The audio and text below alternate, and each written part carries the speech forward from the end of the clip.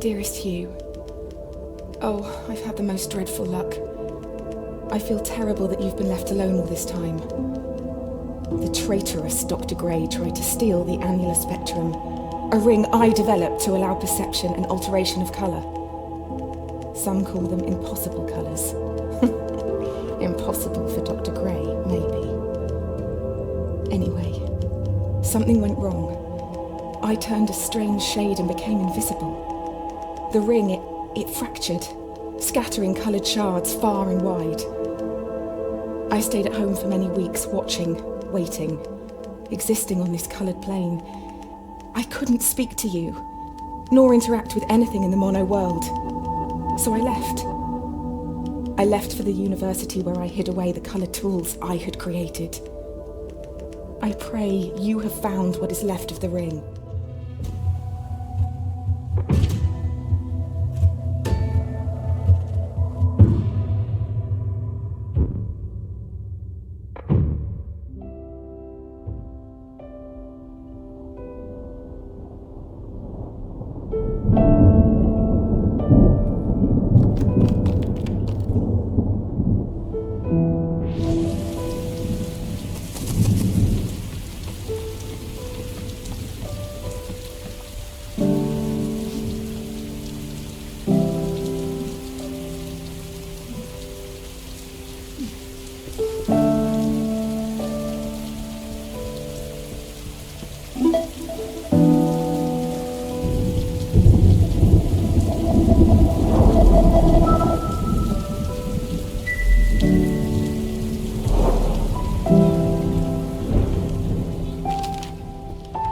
Since the beginning, we have pointed to the sky and declared it blue.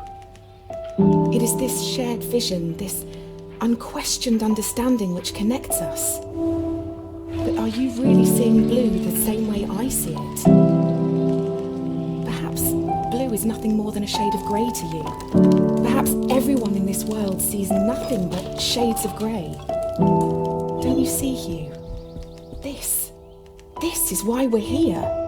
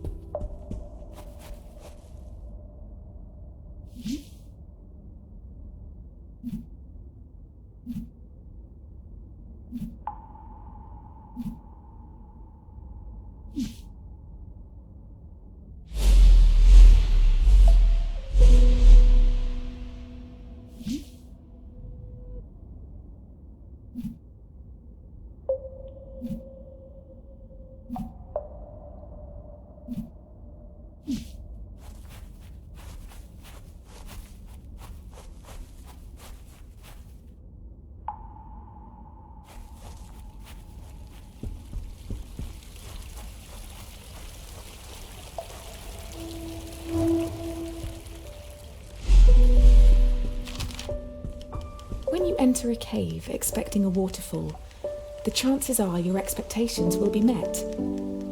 But if you discard those expectations, don't you think instead the cave will be full of surprises? I ask for you, Hugh, to abandon your expectations, to pull me back from the brink of unreality. I need you to see the world not for what it is, but for what it can be.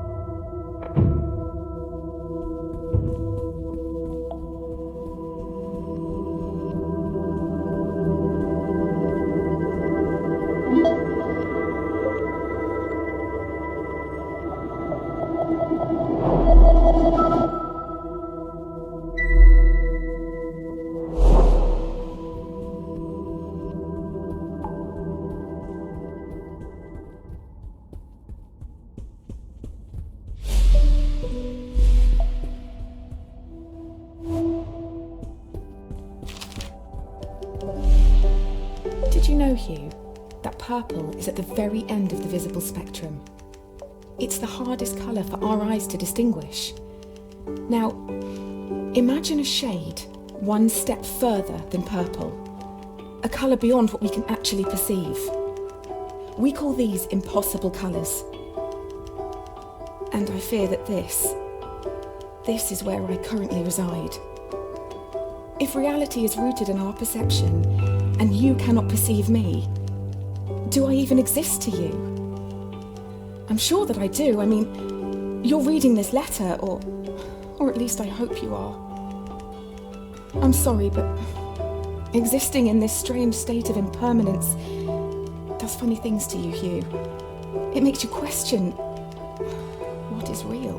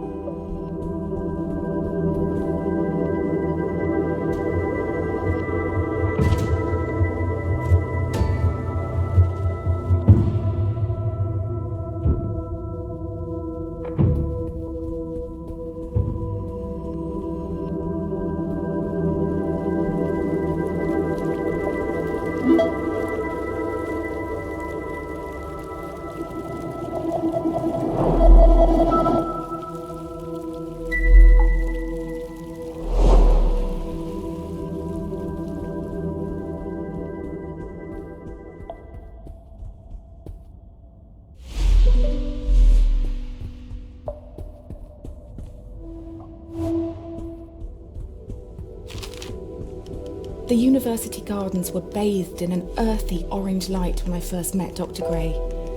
Summer had come and gone, and a cold autumnal crispness had caught me off guard. I sat on the grass, surrounded by my books and papers, when a cool breeze threatened to blow my notes across the lawn. A page escaped my reach and took flight. A man not much older than myself chased after it, catching it on his third or fourth attempt. I remember his gentle smile when he returned it. He started talking, and I was surprised that he had read my work in the university journal. He said he was a professor and that he hoped we could work together someday. It's funny, Hugh, how something so small can change so much.